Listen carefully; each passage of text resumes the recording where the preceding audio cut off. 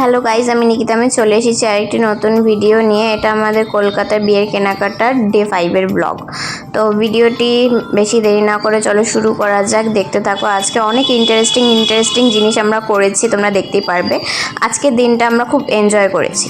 তো দেখো, পরের দিন সকালবেলা ঘুম থেকে উঠে আমার ফোলা ফোলা ফেস নিয়ে উঠে পড়েছি। তারপরে পিসি দিয়ে গেল পুরি তরকারি খাওয়ার জন্য, সকালবেলা ব্রেকফাস্ট। তারপরে এদিকে বর আর বাবা মিলে চলে যাচ্ছে, আমার বরের একটা কাজ আছে, ওই কাজের জন্য বাবাকে নিয়ে যাচ্ছে। আমি এখানে একা থাকবো। তো আজকে আমি একটু রান্নাবান্নাও করবো।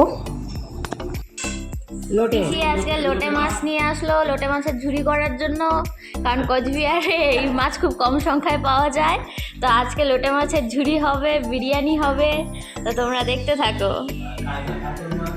কাতল মাছ, চাটনি, পায়েস, ডাল সবই হয়েছে আজকে। পাপড় ভাজা। হ্যাঁ, পাঁপড় ভাজা। হ্যাঁ হ্যাঁ হ্যাঁ। এই তো বড় পিসি আমাদের পায়েস বানাচ্ছে। তাকাও পিসি, কি বানাও তুমি? পায়েস বানাচ্ছি। কি দিয়ে? খেজুরের গুড় দিয়ে। বাহ, তাহলে আজকে খেয়ে দেখা যাবে পিসির হাতের পায়েস কিরকম। ওই যে আনছে। আর পিসি তুমি কি করো? আমি ভাত নামাচ্ছি। লোটে দেখো, লোটে লোটের চেহারা দেখো। তো এইদিকে দেখো, বর আর বাবা চলে যাচ্ছে। তো চলো গাইস, এখন আমার লোটে মাছের ঝুড়ি করা শেষ। এখন আমি স্নান করব, স্নান করে তারপরে ফ্রেশ হয়ে তারপরে এবার নিচে খেতে যাব। ঠিক আছে, তাহলে স্নান করে পরে কথা হচ্ছে। এই তো, এটা লোটে মাছের ঝুড়ি, এটা ডাল, আর এটা হচ্ছে ফুলকপি দিয়ে মাছের ঝোল, আর এটা হচ্ছে চাটনি, আর এটা পাঁপড় ভাজা। তো আজকের মেনু এটুকু, দুপুরে রাতের বেলা হবে আরও বাকি। তো তোমরা দেখতে থাকো। এখন আমি খেতে বসে পড়েছি, তো খেয়ে নিয়ে পরে দেখা হচ্ছে। এখন আমার খাওয়া দাওয়া শেষ, এখন রেডি হয়ে নেব, ঘুরতে বেরোবো।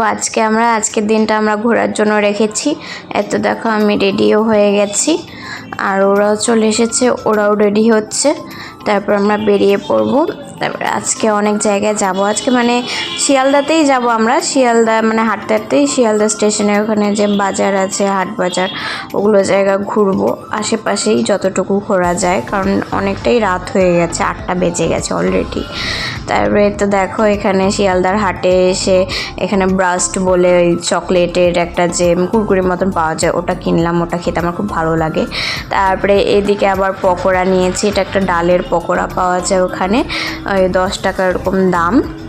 তো এতে দেখো কতটা ছোট একটা ঠোঙ্গার মধ্যে দিয়েছে, আর এটা খেতে খুবই ভালো। তোমরা গেলে তোমরাও খেতে পারো, এটা খেতে খুব ভালো লাগে। রাস্তা দিয়ে হাঁটতে হাঁটতে খেয়েছি আমরা।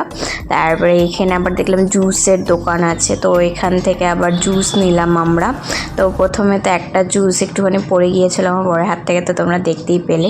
তারপরে যাই হোক, একটা মানে আমরা লিচি ফ্লেভার নিয়েছিলাম, একটা ম্যাঙ্গো ফ্লেভার নিয়েছিলাম। জুসগুলো খেতে খুবই ভালো ছিল, দামও খুব কম, 10 টাকা নিয়েছিল। তোমরা গেলে পরে তোমরাও ট্রাই করতে পারো এই দোকানটিতে। তারপরে এই তো দেখো, এখানেও সেম পুতুলের দোকান। এখানে পুতুলের দামগুলো আরও কম ছিল। তো নেক্সটে আসলে পরে, তো দেখো আমি পুতুল নিয়েছি। তো নেক্সটে আসলে পরে আবার মানে নিব, ইচ্ছা আছে। তারপরে যেতে যেতে বাবা দেখলো এখানে ঘোড়ার গাড়ি, যেহেতু বিয়ের অকেশন চলছিল, তো ঘোড়ার গাড়ি যাচ্ছিলো। তো বাবা বললো, চল আজকে ঘোড়া গাড়ি করে যাবো।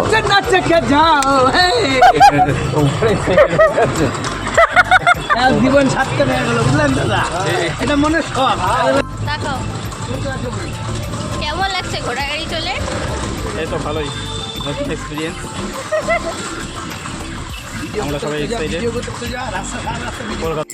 ঘোড়া গাড়ি করে কলকাতা ঘোরার কিন্তু মজাই আলাদা। আমাদের এক্সপিরিয়েন্সটা কিন্তু দারুণ হয়েছিল। আমাদের কাছ থেকে হয়তো 500 টাকা না কত টাকা নিল এখান থেকে এটুকু যেতে, কিন্তু যাই হোক, ওটা একটা এনজয় হয়েছে ভালোই। তো দেখো, পিসি বাড়ি চলেও এসেছি।